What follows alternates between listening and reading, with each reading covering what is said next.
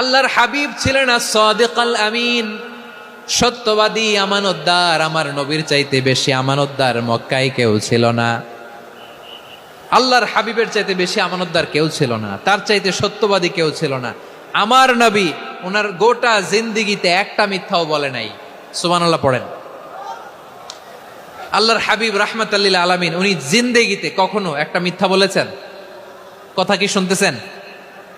হ্যাঁ, শুনতেছেন? আল্লাহর নবী জীবনে কোনোদিন মিথ্যা বলছেন? না, বলেন নাই। যখন আকাশ থেকে আয়াত নাজিল হলো, আনজির আশিরাতাকাল আকরাবিন, ও নবী আপনি নিকটাত্মীয়দের সতর্ক করেন, দাওয়াত দেন।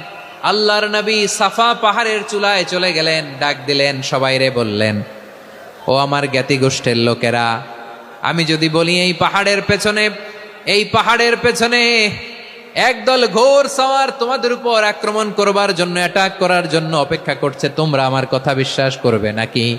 এলাকার লোকেরা বলল, অবশ্যই বিশ্বাস করব।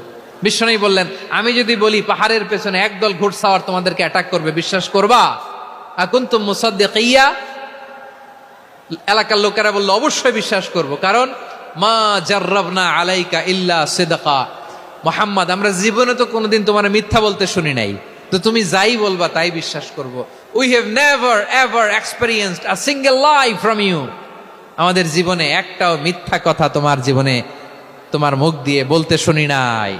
সুবহানাল্লাহ পড়েন। এই ময়মনসিংহের কোন ছেলে এখানে যদি দাঁড়ায় স্টেজের মধ্যে, সবাই বলবে এই ছেলেটা এত ভালো, এর জীবনে একটা মিথ্যা আমরা শুনি নাই। এরকম কোন ছেলে পাওয়া যাবে? হ্যাঁ, ঝামেলায় পড়ে, পেশালে পড়ে, যেই কোনো ভাবে আমরা কখনো না কখনো কোনো মিথ্যা বলে ফেলছি, ঠিক কিনা বলেন? আল্লাহ মাফ করুক।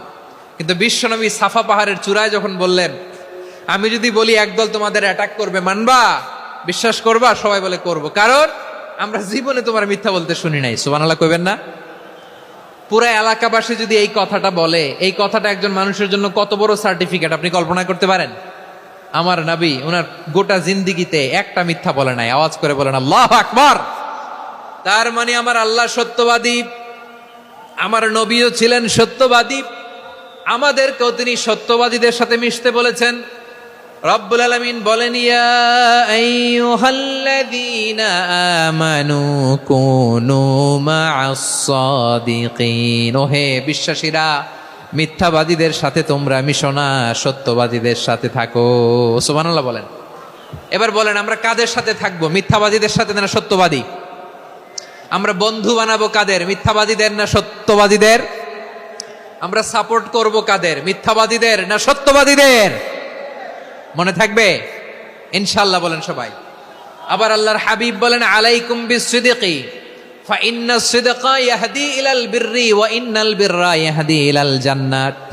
তোমাদের উচিত সত্যাশ্রয়ী হওয়া, কারণ সত্য মানুষকে পুণ্যের পথ দেখায়, আর পুণ্য মানুষকে জান্নাতের পথ দেখায়।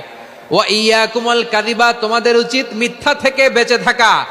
ফাইন্নাল কাযিবা ইয়াহদি ইলাল ফুজুর, মিথ্যা মানুষকে পাপের পথ দেখায়। ওয়া ইন্নাল ফুজুরা ইয়াহদি ইলান নার, পাপ মানুষকে জাহান্নামের পথ দেখায়। ঠিক কিনা বলেন?